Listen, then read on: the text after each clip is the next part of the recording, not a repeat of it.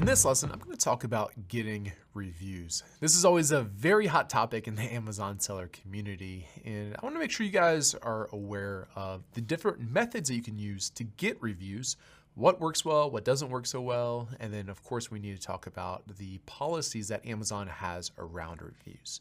So the most effective ways for getting reviews are through Amazon's Vine program, which is actually newly released within the past few weeks on Amazon Seller Central. It used to only be available for Amazon Vendor Central users.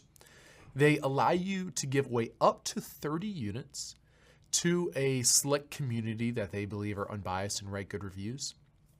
These have a very high review rate, so it's typically 28, 29, maybe 30 of those individuals who got a free unit will actually leave a review. So you can get about 30 reviews for giving away 30 units. That's very effective.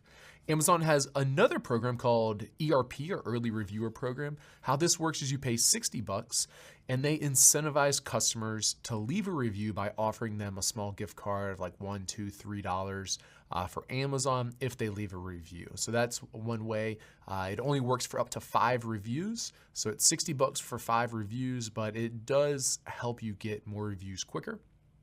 Another method for getting reviews is by sending follow-up emails through Amazon's buyer-seller messaging service.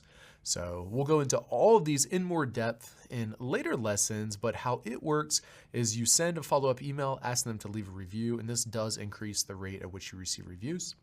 Another newly released feature from Amazon is the request a review button. So inside of Seller Central, you can request that Amazon sends an email or a message to the buyer asking them to leave a review. So you're allowed to send your own emails, and then Amazon will also send an email if you click this request a review button. The last way that I believe is effective for getting reviews is through product inserts. You've probably seen these if you've bought a lot of items from Amazon, that sometimes inside of the box there's a little card that says, hey, will you please leave a review?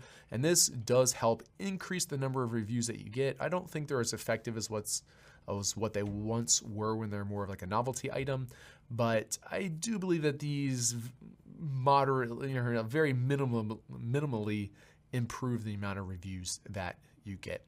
The last thing I want to touch on in this overview video is Amazon's review policy.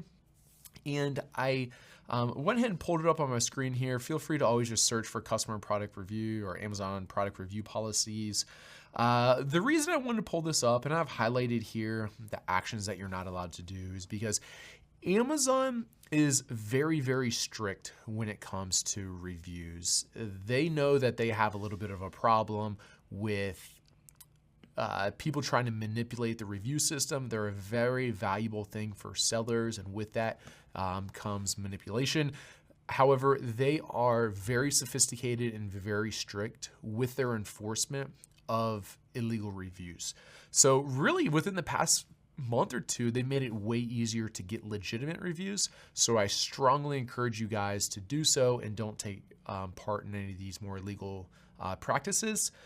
A few of the ones I'll just go over real quick. Can't leave one on your competitor's product. That makes sense. This one's very important. You cannot incentivize a customer in any way to leave a review on your product. Okay, so you can't offer them a coupon, a discount, anything else. It's not allowed. That used to be a couple years ago, but is no longer allowed. Let's see. This is another way of incentivizing them. Another way of incentivizing them can't be a family member or a friend. You can't ask anyone to change a review. So if they left you a negative review, you can't contact them and ask them to make it a positive review. This one, a seller diverts negative reviews to be sent to them or to a different feedback mechanism, while positive reviews are sent to Amazon. What they're talking about here is a fairly common trick like 6 months or a year ago was like to send them an email, ask them for a review, and it would say like, before asking for a review, it'd say like, how satisfied are you with the product? Or like, is there anything I can do to help you? And if you said like that you're not satisfied or you need help, it would take you to like the buyer seller messaging platform and says like, oh, please contact us how we can help. Whereas if you said you were happy, then it would take you to the spot to leave a review. So they wised up to that and they very clearly said that's no longer allowed. Same thing here. What people were trying to do is combined multiple child products, one with good reviews and one with bad reviews. And then, let's see.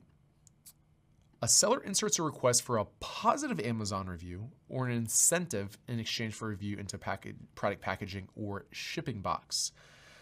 So what's very important here is, I talked about those product inserts, but what's not allowed is for you to only request a positive review or, again, to incentivize them to leave a review. So same thing holds true here. You can't incentivize them in any way, and you can never try to divert negative reviews somewhere else. Like, it always has to be asked in a very neutral way. And again, can't write on competitors' products. So if you look around Seller Central, they talk about a lot of these policies in a few different areas, but that is the gist of them, the ones that I just read there. The tactics that I'll be teaching you guys in the following lessons are all completely white hat. Amazon allows them, and those will be the ones that we'll just be discussing more throughout this module.